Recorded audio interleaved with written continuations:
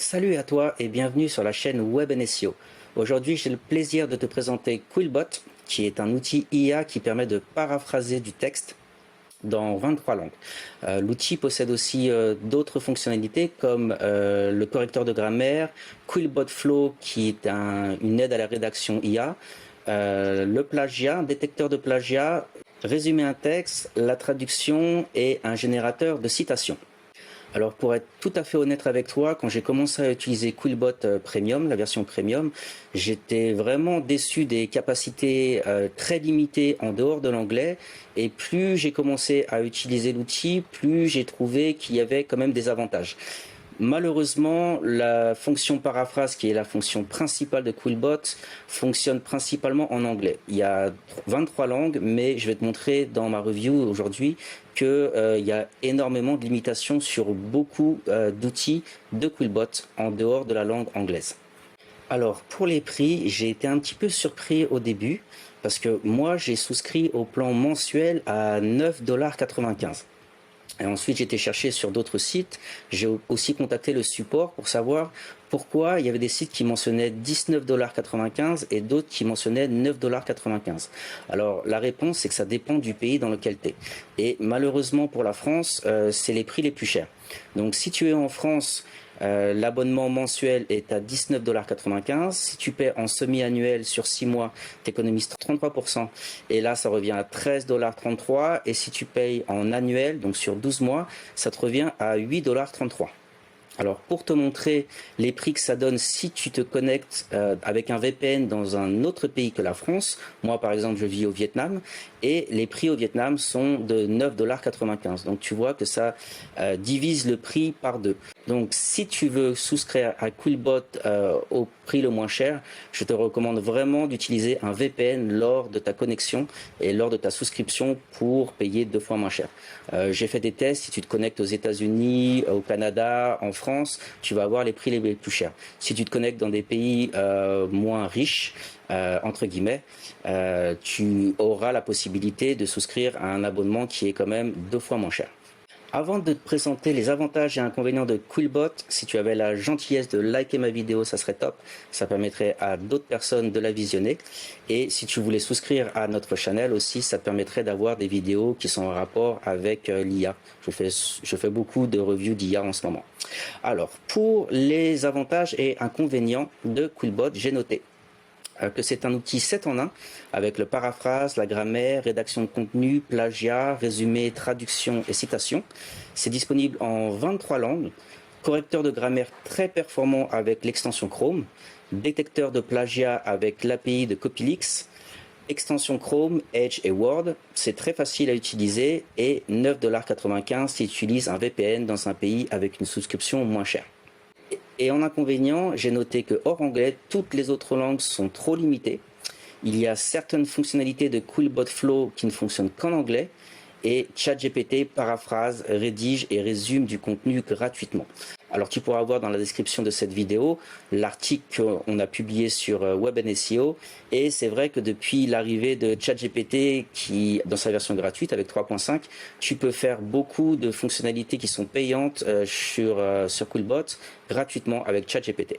Alors en te connectant sur l'interface de Quillbot, tu arrives directement sur le paraphrase. La section paraphrase ici qui est la fonctionnalité phare de Quillbot.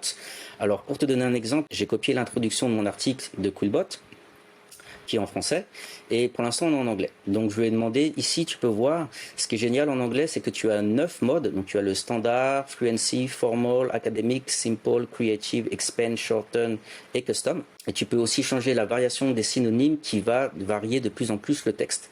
Alors tu peux voir ici que là c'est mon texte original en français sur la partie gauche et sur la partie droite il a été paraphrasé en anglais.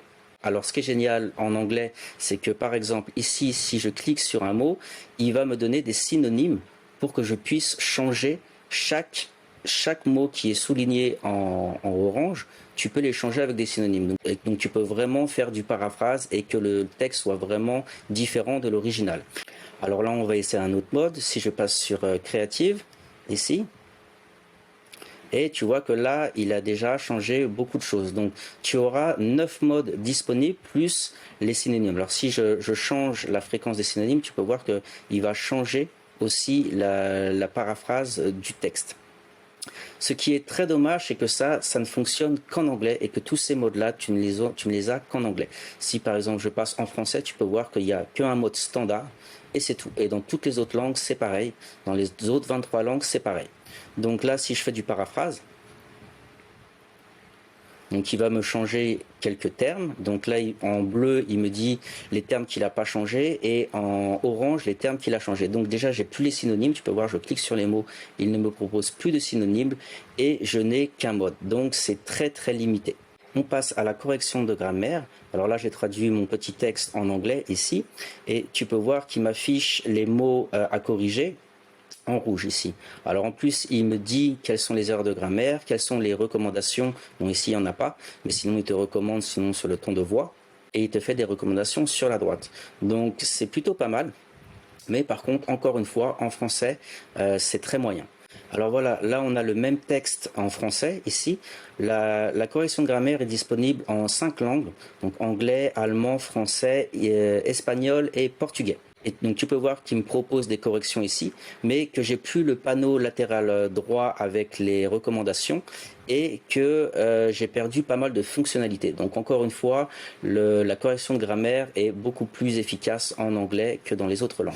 On passe à la fonctionnalité Quillbot Flow qui te permet de compléter ou de rédiger des textes grâce à l'IA.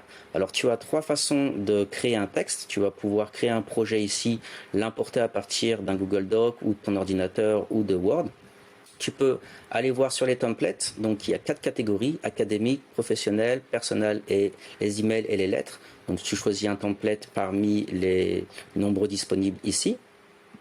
Ou alors tu peux faire le Smart Start. Donc tu lui rentres un sujet et tu lui dis que tu veux faire un essai, donc une dissertation, un blog, un article de blog ou une recherche. Ce qu'il y a, c'est que ce mode-là ne fonctionne qu'en anglais, malheureusement, encore une fois. Donc là, je vais te montrer quelque chose que j'avais créé à partir d'un projet. En fait, c'est mon article sur Quillbot en entier ici. Alors, qu'est-ce que tu peux avoir ici? Alors, là, j'ai tout mon article qui fait donc 2573 mots. Donc, le paraphrase, malheureusement, encore une fois, ne fonctionne qu'en anglais. Malheureusement. Donc, ça, c'est la fonctionnalité principale. Comme tu peux voir, il me paraphrase le texte en anglais et je n'ai pas le choix de la langue, très malheureusement. La fonction de résumé aussi ne fonctionne qu'en anglais. Des fois, ça a marché en français, mais la plupart du temps, ça ne marche qu'en français. Donc, malheureusement. Donc, les autres fonctionnalités fonctionnent ici, la traduction et suggest text. Donc, ça, si tu t'en sers en français, en dehors de l'anglais, bah, ça ne marche pas. Alors ensuite, tu as cette petite icône en éclair ici. Alors ça marche en français quand même. Alors, qu'est-ce que tu peux faire avec ça? Donc là, c'est l'introduction de mon article ici. Si je clique ici, donc je vais avoir plusieurs options. Donc générer des idées, compléter le paragraphe, commencer un nouveau paragraphe, ajouter un exemple, ajouter un contre-exemple et offrir un nouveau point de vue. Si je mets mon curseur à la fin de mon introduction et que je lui dis de compléter le paragraphe, et voilà, il a complété mon paragraphe en français cette fois-ci et cette fois-ci ça fonctionne. Donc on va dire accepter ici.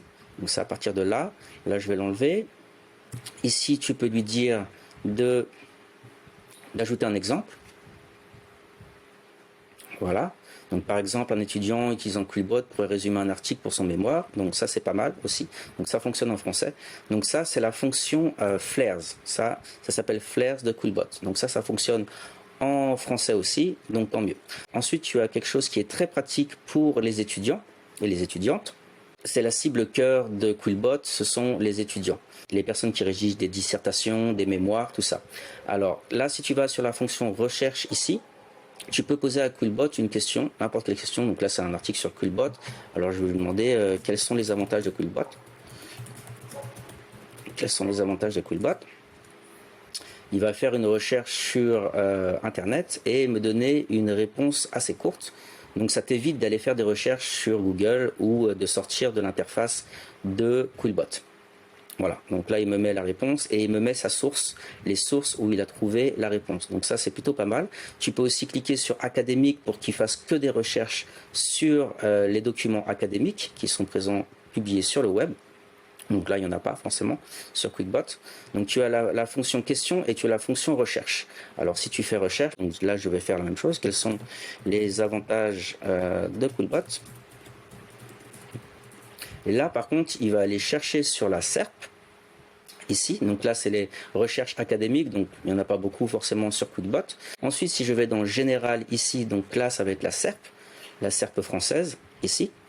Et c'est pareil. Donc si, là, par exemple, le résultat numéro 1, c'est businesslearn.fr, si je fais citer, ici, voilà, tu vois, il m'a ajouté une citation. Bon, là, c'est juste après mon H1, mais j'aurais pu la mettre juste ici. Donc, si tu as envie de citer une source, tu fais juste cite. Donc, ça fait gagner beaucoup de temps aux étudiants.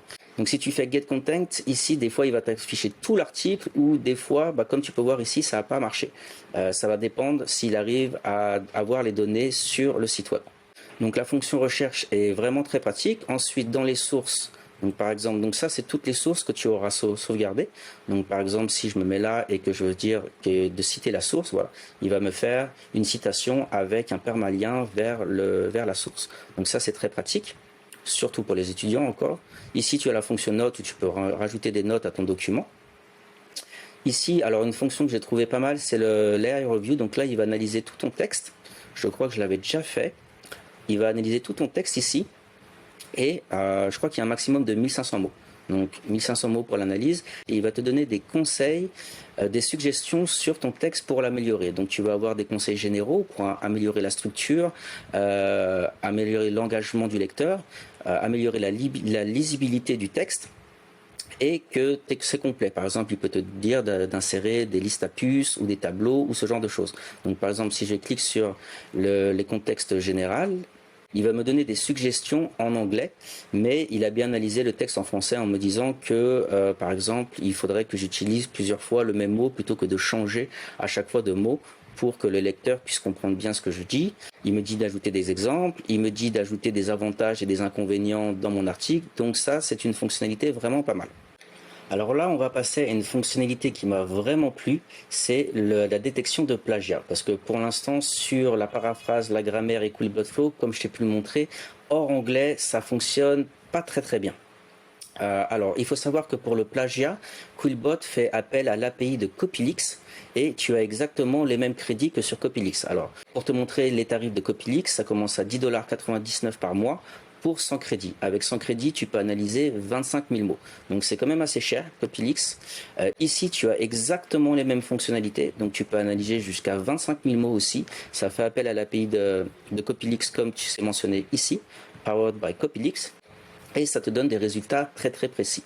Alors pour te montrer moi l'outil que j'utilisais depuis des mois, mon outil préféré ça va être QueText ici. Donc tu peux voir que sur un texte généré avec Writesonic à partir d'une URL concurrente, il m'a détecté un plagiat de 77%, ce qui est énorme. Ici il m'indique les sources plagiées et ici le texte plagié.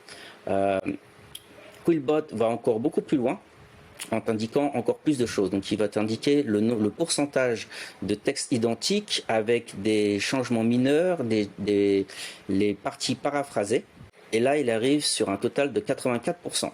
Mais c'est normal parce qu'il a utilisé le site sur lequel j'ai publié l'article. Donc si je l'exclus, voilà, on va l'exclure ici. Et voilà, on arrive à 76,8%, ce qui est très proche, très similaire de QueText avec les 77%.